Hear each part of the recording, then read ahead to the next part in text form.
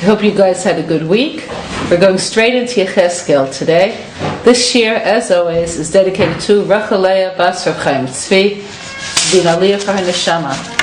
This is actually, in this Perek, my feeling is that these words are especially relevant because the main topic of the Perek is the eternity of the soul and the possibility of Aliyah in all worlds. So with that, we'll begin. So in the previous Perek, we spoke about the fate of the Jewish people. We're going to take this and talk about hope. You read Yecheskel and you hear, these are their sins, these are the consequences. These are the heavenly hosts coming down to bring them about. Where's hope? So this is the Perek of hope. Vahi devar Hashem elai lemor. It was the word of Hashem coming to me and saying, Malachem atem hamoshlim et hamashal hazeh al admat Yisrael lemor avot yachlu boser v'shinei habanim tikahena. What is this to you? Hashem asks. This is what he's telling Yecheskel to do. To ask a question of the Jewish people rhetorically. You are making a parable. Meaning, you take a look at your reality and you think that it fits the parable that you give. What's the parable that they were giving? The fathers ate unripened grapes, which are acidic, and the teeth of the children are darkened. What does this mean? What they're saying is that we're all trapped by the deeds of our fathers.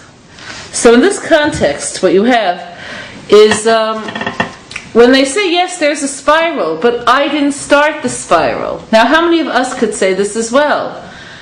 A very high percent of the people who are listening, I'm sure, are people who come from families in which they could honestly say they are where they are today, not because of their families only, but also in spite of their families. Both parts of that sentence would be true.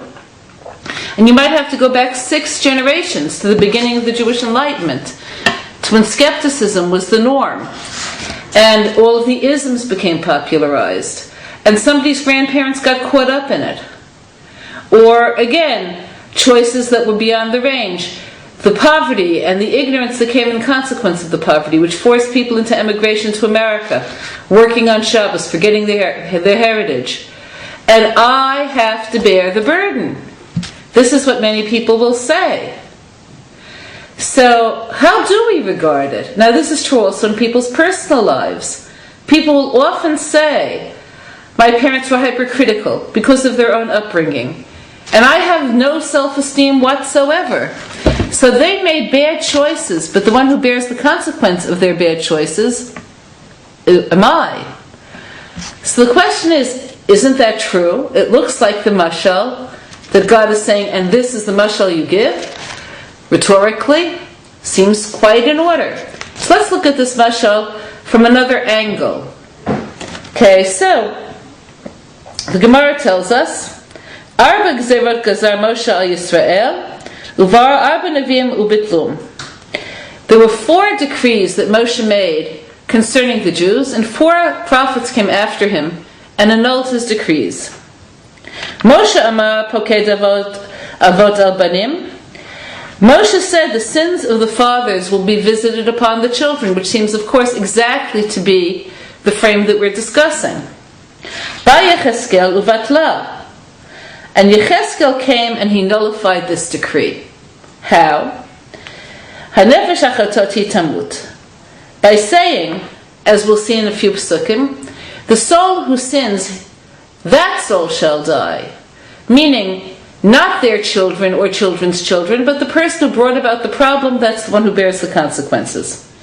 So we would have to ask, so what did Moshe mean? I mean, it's in the Torah is eternal.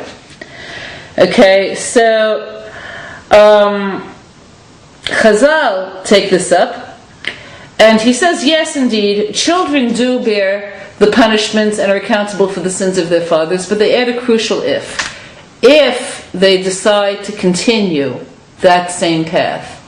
Meaning, if they close their eyes to all possibilities, okay, then they bear the consequences. But there's more.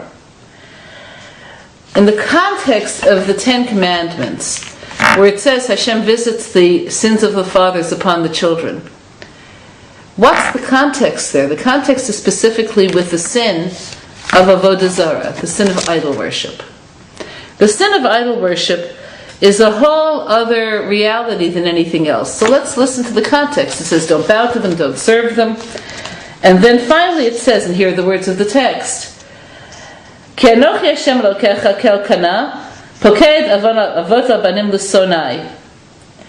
I, Hashem, okay, I'm a jealous God who visits the sins of the fathers on the children, and again, listen to those who hate me, meaning to the children who distance themselves from Hashem on the basis of the idol worship of their fathers.